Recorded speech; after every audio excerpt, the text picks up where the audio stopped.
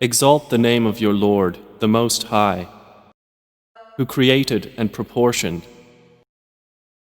and who destined and then guided, and who brings out the pasture and then makes it black stubble.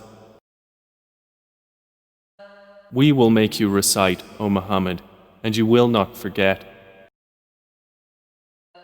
except what Allah should will. Indeed, He knows what is declared and what is hidden. And we will ease you toward ease. So remind if the reminder should benefit. He who fears Allah will be reminded, but the wretched one will avoid it. He who will enter and burn in the greatest fire, neither dying therein nor living. He has certainly succeeded who purifies himself and mentions the name of his Lord and prays. But you prefer the worldly life,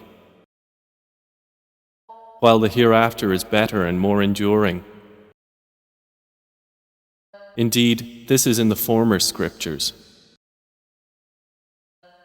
the scriptures of Abraham and Moses.